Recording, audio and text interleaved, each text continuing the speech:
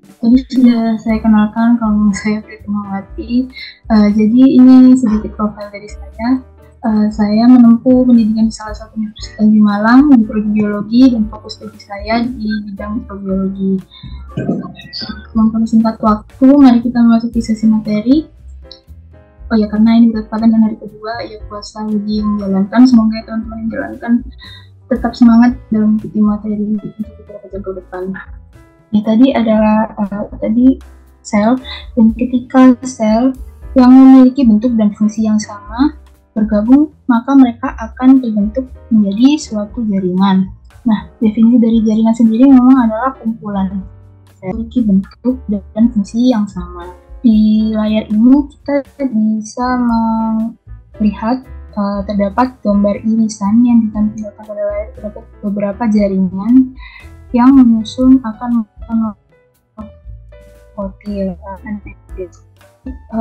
epidermis sendiri merupakan jaringan terluar. Jaringan terluar dia terdapat pada bagian luar organ, baik akar, batang maupun daun, dan mereka memiliki susunan yang sangat rapat karena mereka memiliki fungsi untuk melindungi jaringan yang berada di bawahnya.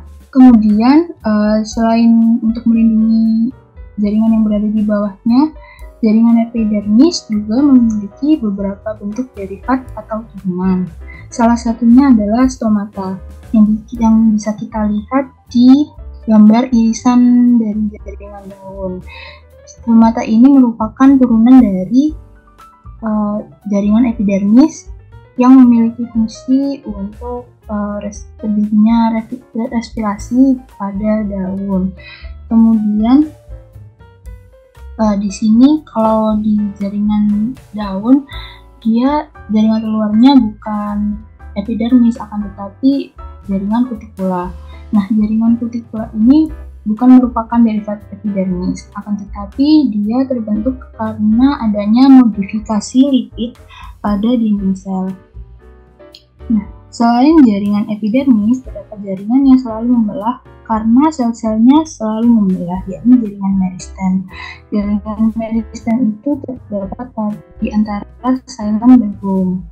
Jaringan meristem biasanya terdapat pada ujung akar karena dia terus membelah dan bertumbuh. Kemudian ada juga di ujung batang, kemudian ada di embrio, juga di kambium. Nah, selanjutnya terdapat juga jaringan pengangkut atau vascular tissue. Sesuai dengan namanya, fungsi dari jaringan pengangkut ini adalah untuk mengangkut seperti mineral dan air yang diangkut dari akar menuju ke daun untuk dilakukan proses metabolisme melalui xilem. Kemudian sedangkan jaringan mengangkut phloem, dia ini mengangkut hasil metabolisme dari fotosintesis dari daun ke seluruh tumbuhan. Jaringan phloem. Kemudian ada jaringan penyokong. Jaringan ini memiliki sel dindingnya menebal dan keras. Contohnya ada pada kulit biji. Kemudian ada jaringan parenkim, yaitu jaringan dasar seperti palisade yang ada di gambar ini, dapat pada jaringan bunga karang pada daun. Nah, itu tadi merupakan jaringan-jaringan yang terdapat pada tumbuhan. Antara lain jenis, kemudian angkut, jaringan dasar, dan jaringan parenkim. Nah, ini adalah jaringan yang terdapat pada jaringan yang menyusun hewan. Nah, jaringan pada hewan terdiri dari jaringan epitel, jaringan otot, jaringan syaraf, jaringan ikat, dan jaringan penyokong atau penunjang. Di jaringan epitel, mereka melapisi permukaan dalam dan luar tubuh atau organ. Mereka terdiri dari beberapa bentuk, antara lain pipih, kubus, maupun silinder. Nah, yang adik-adik saksikan di layar ini merupakan beberapa tipe dari jaringan epitel. Sebagai contoh, jaringan epitel simple squamous atau jaringan tipis lattice merupakan jaringan epitel yang memiliki peran untuk difusi, osmosis, kemudian filtrasi, dan ekspresi. Dan jaringan simple squamous ini dapat ditemukan pada penelitian. Selanjutnya ada jaringan syaraf. Nah, jaringan syaraf ini tersusun atas sel-sel syaraf. Beberapa bagiannya diantaranya ada dendrit, kemudian badan sel, kemudian ada akson, ada submyelin, dan yang terakhir ada sinaps. Nah, di dendrit itu tempat diterimanya sinyal atau impuls yang kemudian dilanjutkan ke badan sel. Nah, dari badan sel ini, impuls yang diterima dari dendrit akan dilanjutkan ke akson yang kemudian akan berakhir di sinaps. Sinaps itu ujung akson yang membengkak, dan pada sinaps terdapat perlepasan neurotransmitter oleh ujung akson sel 1 yang kemudian diterima oleh dendrit dari sel saraf yang lain. Selanjutnya ada jaringan ikat. Sesuai dengan namanya, jaringan ikat ini memiliki peran untuk menghubungkan bagian tubuh satu dengan yang lainnya. Contohnya di sini adalah ligamen yang mengikat antar tulang jari-jari, tulang tangan, dan juga ada tendon yang mengikat otot dengan tulang. Nah, selain jaringan epitel, jaringan syaraf, dan jaringan ikat, terdapat juga jaringan yang menyusun hewan, antara lain jaringan otot, yang mungkin adik-adik sudah pelajari di sekolah, bahwa jaringan otot itu ada yang terdiri dari otot sel jantung, kemudian ada otot duri, dan juga ada otot polos. Nah, mereka itu tersusun atas sel-sel otot yang lentur. Kalau otot jantung itu tentu saja berada di bagian tengah jantung dan hanya ada di jantung. Kemudian otot lurik menyusun otot yang menempel pada tulang dan membantu adanya pergerakan.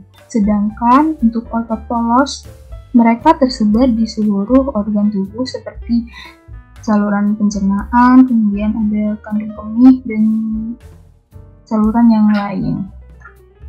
Nah, selain jaringan otot, juga ada jaringan penyokong atau jaringan penunjang. Jaringan penyokong ini memiliki fungsi untuk membentuk struktur tubuh, kemudian melindungi dan menguatkan tubuh.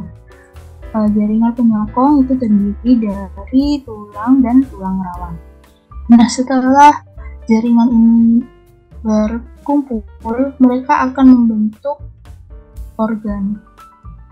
Nah, definisi dari organ sendiri adalah kumpulan beberapa jaringan untuk melaksanakan fungsi tertentu. Nah, di sini ada gambar jantung, kemudian usus, dan juga paru-paru. Mereka ini terdiri dari beberapa jaringan yang kemudian memiliki suatu fungsi yang sama, kemudian terbentuklah organ ini.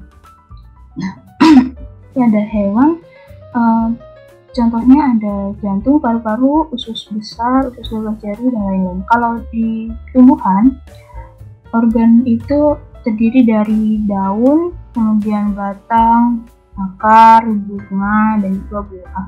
Kemudian ketika beberapa organ tadi bekerja sama, mereka akan membentuk yang namanya sistem organ. Nah, contoh yang ditampilkan di sini adalah sistem pernapasan yang merupakan kerjasama beberapa organ antara lain laring, trachea, paru-paru, dan juga ini ada sistem pencernaan dimulai dari mulut, kemudian lanjut ke esofagus, kemudian ke usus, dan seterusnya. Kita mengupas bagian-bagian yang membentuk sel satu persatu. Jadi sel tersusun oleh beberapa komponen senyawa organik dan senyawa anorganik. Nah, Senyawa anorganik yang menyusun sel antara lain air dan juga mineral, sedangkan senyawa organik sel tersusun atas karbohidrat, lipid, dan juga protein dan asam nukleat. Nah, terdapat bagian-bagian di dalam sel antara lain membran sel, inti sel, kemudian sitoplasma.